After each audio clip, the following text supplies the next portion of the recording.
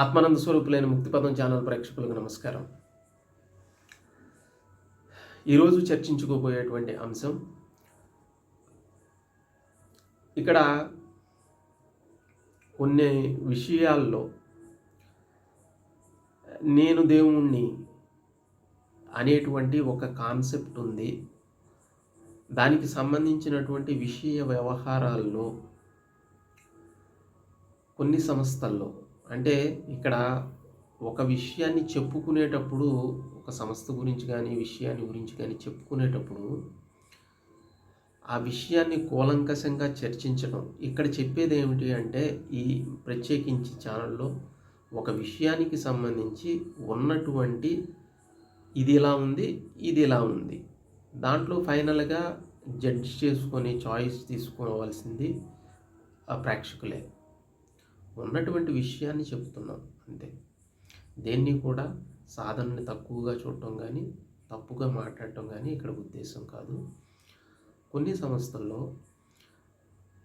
మీరే దేవుళ్ళు అనేటువంటి విషయాన్ని వాళ్ళకి చెప్పి రకరకాలైనటువంటి బోధనలో, ఇది శాస్త్రవాక్యం కూడా చెప్పేది ఏమిటి అంటే, అహం బ్రహ్మాస్మి, అహం అంటే నేను బ్రహ్మాన్నై ఉన్నాను. అయితే దీనికి సంబంధించి అవును, కానీ దైవం అయినప్పటికీ కూడా ఆ స్థితిని మనం చేరకుండా, అహం బ్రహ్మాస్మి అనేటువంటిది మాట కాదు, అది అనుభవం అయితే దానికి ఒక అర్థం ఉంటుంది.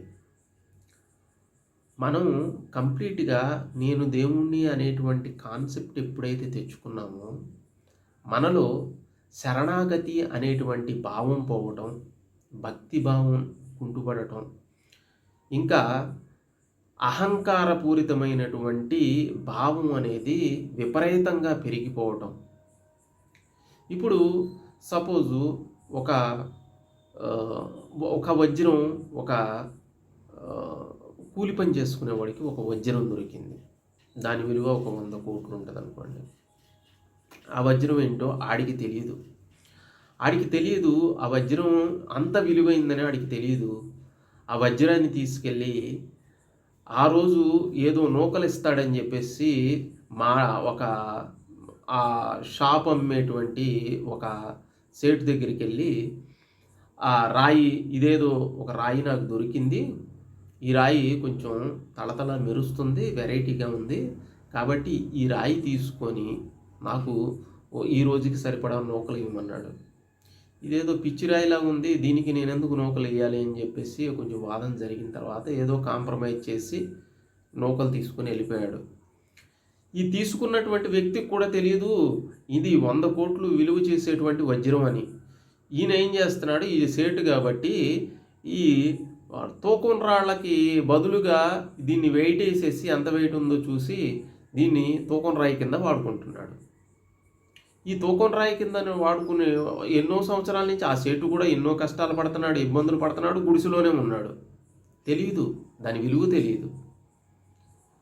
100 కోట్ల ఆస్తి ఉన్నవాడు గుడిసెలో ఉండి కష్టాలు పడి ఇబ్బందులు పడాల్సిన అవసరం లేదు కదా. ఇదే జ్ఞానం అంటే. ఏదో తెలవని విషయం, ఆ తెలవకపోవటం వల్లే అజ్ఞానం, ఆ తెలవకపోవటం వల్లే దుఃఖం. అది తెలిస్తే ఆనందమయం, అది జ్ఞానం.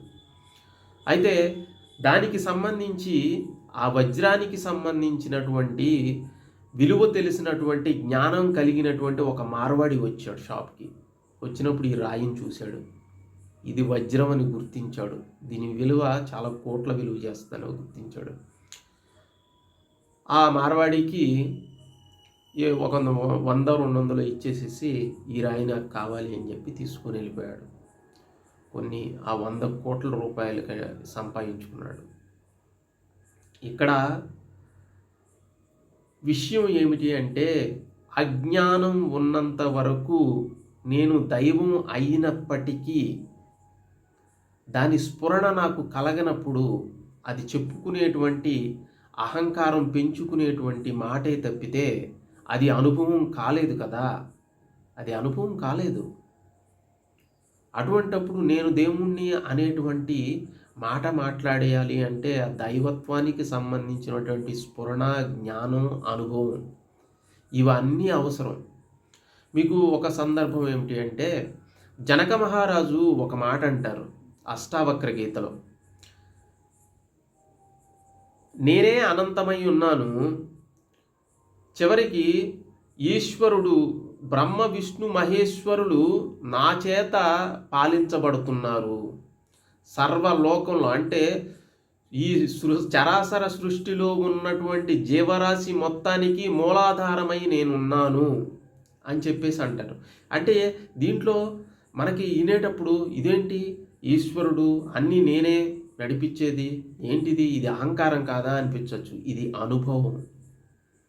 ఇది అనంతమైనటువంటి ఆ ఆత్మ సాక్షాత్కారానికి సంబంధించినటువంటి అనుభవం ఇది. కాబట్టి ఆ స్థాయిలో మనకి కలిగినప్పుడు అహం బ్రహ్మాస్మి అనకున్నా మనం బ్రహ్మమే అయి ఉన్నాం. ఎవరికి చెప్పుకోవాలి విషయం? నేను దేవుణ్ణి అని చెప్పుకోవాల్సిన అవసరం ఎందుకు వచ్చింది? దుఃఖాన్ని దూరం చేసుకోగలిగితే చాలు. జ్ఞానం అనేటువంటి పేరుతో అజ్ఞానాన్ని ఇంకా పులుముకొని దుఃఖాల బారిన పడకుండా ఉంటే చాలు. అందుకనే ఒక ఆధ్యాత్మికమైనటువంటి అహంకారం కూడా బయలుదేరుతుంది, ఆధ్యాత్మికమైనటువంటి అజ్ఞానం కూడా బయలుదేరుతుంది. నాకు తెలుసు, నేను తెలుసుకున్నాను, అందరికంటే గొప్పవాడిని. ఇది ఆధ్యాత్మిక అహంకారం. కాబట్టి దీని పట్ల కొంచెం ఎరుకుగా ఉంటే చాలా మంచిది. కాబట్టి మనం చదివేటువంటి బుక్స్లో ఉన్నటువంటి విషయాలు మనకి అనుభవంలోకి వచ్చి అవి ఉత్తమంగా ఉంటే తప్పితే, నేను దేవుణ్ణి అనే అటువంటి విషయం మనకి అనుభవం అవ్వాలి. ఫస్ట్ ఆ ఆలోచనారహితమైనటువంటి స్థితిలో స్థిరపడి ఎటువంటి కష్ట నష్టాలకు లేకపోతే సుఖదుఖాలకు ఎటువంటి స్థితిలో ఉన్నప్పటికీ కూడా చలించని నిశ్చలమైనటువంటి స్థితి రావాలి. ఆ స్థితిలో వచ్చి ఆ స్థితిలో నిలబడి ఆ స్థితిని నిరంతరం అనుభూతి పొందినప్పుడే అది నేనే దైవం అని చెప్పటానికి ఒక అర్హత అనేది ఉంటుంది. మన చుట్టూ మనకి అజ్ఞానంలోనే ఉన్నాం. మనస్సే కదా బంధానికైనా మోక్షానికైనా మూలమైంది మనస్సే. ఆ మనస్సుకు సంబంధించినటువంటి ఏవైతే వాసనలు ఏవైతే ఉన్నాయో అవి అసలు తొలగిపోనే లేదు. ఇప్పుడు ఇంకొక కొత్త చిక్కు తెచ్చి పెట్టుకునేది ఏంటంటే, అది మనకి అనుభవం కాకుండానే దానిని మనం నమ్మి నెత్తినేసుకొని మొయ్యాలి. ఇక్కడ మనకి త్రిపుర రహస్యంలో ఒక విషయం దత్తాత్రేయ స్వామి మన పరశురామునికి చెప్తారు. ఆయన నాకు జ్ఞానాన్ని బోధించండి, ఈ దుఃఖాల నుండి బయటపడేయండి అని గురువుని వచ్చి కోరుకున్నప్పుడు దత్తాత్రేయ స్వామి ఒక మాట చెప్తారు. జ్ఞానాన్ని పొందటానికి కూడా అర్హత లేని వారికి మనం జ్ఞానాన్ని బోధించినట్లయితే అది వాళ్ళకి అపకారం చేసిన వాళ్ళమే అవుతాం, కానీ ఉపకారం చేసిన వాళ్ళం కాము. ఎందుకంటే ఆ విషయాన్ని వాళ్ళు అర్థం చేసుకునే బదులుగా అపార్థం చేసుకుంటారు.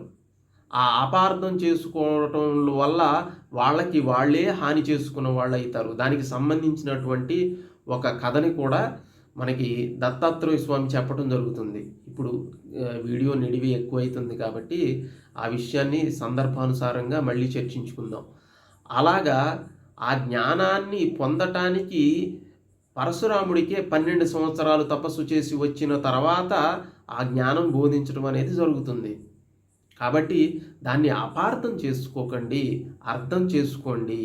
మళ్ళీ కొత్త రకమైనటువంటి భ్రమలు, కొత్త రకమైనటువంటి అహంకారపూరితమైనటువంటి విషయాలు, మాయకి అన్ని వైపులా కూడా దానికి శక్తిని కలిగి ఉంటుంది. అది ఏ రకంగా అయినా కానీ లోబరుచుకునేటువంటి విషయం కలిగి ఉంటుంది. కాబట్టి దాన్ని కూలంకషంగా అన్ని వైపుల నుంచి ఆ సత్యాన్ని మనం చర్చి ద్వారా, సత్సంగాల ద్వారా, మీరు బుక్స్ చదవమని చెప్పాను, ఒక మాట చెప్పాను. కొంతమంది అయితే కొనుక్కున్నారు కూడాను. కొనుక్కొని కాల్ చేశారు. కాల్ చేసినప్పుడు చెప్పాను, మీరు కాల్ చేసేటప్పుడు ఏమీ ఇబ్బంది అనుకోవాల్సిన అవసరం లేదు. ప్రస్తుతం మీకు ఈ యోగ వశిష్టం, అష్టావక్ర గీత వాటిలో ఏవైనా గానీ సందేహాలు ఉన్నట్టయితే మీరు ఏ టైంలో అయినా గానీ ఫోన్ చేసి అడగండి. సాటర్డే, సండేస్ టైమ్స్‌లో ఆ టైంలో అడగండి. ఖచ్చితంగా నాకు తెలిసిన విషయాలైతే ఖచ్చితంగా మీకు తెలియజేస్తాను.